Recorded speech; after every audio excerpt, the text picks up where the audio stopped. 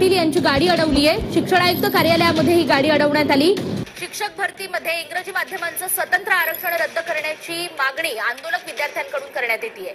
तर मराठी माध्यमातील विद्यार्थ्यांना न्याय द्यावा अशी मागणी सुद्धा या परीक्षार्थींकडून आणि विद्यार्थ्यांकडून करण्यात येते। अधिक माहिती आपण जाणून घेणार आहोत आपले प्रतिनिधी योगेश बोरसे यांच्याकडून। योगेश, काय नेमक्या महत्त्वाच्या मागण्या आहेत विद्यार्थ्यांच्या?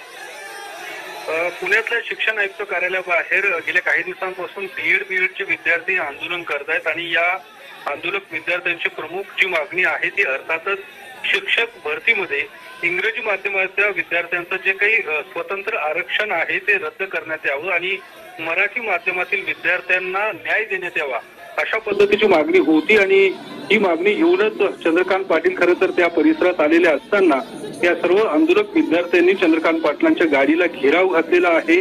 त्या ठिकाणी जोरदार अशी घोषणाबाजी सुद्धा या विद्यार्थ्यांनी केलेली आहे आणि चंद्रकांत पाटलांकडे हीच मागणी केलेली आहे की जे इंग्रजी माध्यमांसाठी विद्यार्थ्यांसाठी जे स्वतंत्र आरक्षण आहे ते तात्काळ रद्द करण्यात यावं। जे गेल्या काही दिवसांपासून या विद्यार्थ्यांना त्याच्या अडचणीचा सामना करावा लागतो आणि मराठी माध्यमातील विद्यार्थ्यांवरती हा अन्याय असल्याचं या विद्यार्थ्यांचं म्हणणं आहे। त्यामुळे आपण पाहू शकतो दृश्यांमध्ये गेल्या काही वेळापासून या सर्व विद्यार्थ्यांनी ही गाडी अडवली होती। त्यावेळी चंद्रकांत पाटलांनी या सर्व विद्यार्थ्यांशी संवाद साधण्याचाही प्रयत्न केला, मात्र विद्यार्थी हे आक्रमक झाल्याचं पाहायला मिळालं। त्यांनी बराच वेळ त्या परिसरामध्ये तणावाचं वातावरण सुद्धा पाहायला मिळालं होतं, मात्र पोलिसांनी हस्तक्षेप करत त्या ठिकाणावरनं ही गाडी खरं तर पुढे काढलेली आहे आणि शिक्षण आयुक्त कार्यालय परिसरामध्ये ही मंत्री चंद्रकांत पाटील यांची ही गाडी अडवण्यात आली होती। काही काळ या सर्व विद्यार्थ्यांनी त्या ठिकाणी घोषणाबाजी केल्यास या सगळ्या संदर्भात त्यांची मागणी त्यांनी चंद्रकांत पाटलांपर्यंत पोहोचवण्याचा प्रयत्न केला।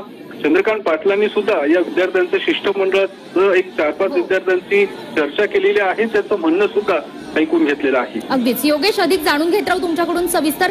या मागण्यांना आता कसा प्रतिसाद देण्यात येतो तेही बघणं महत्त्वाचं असणार।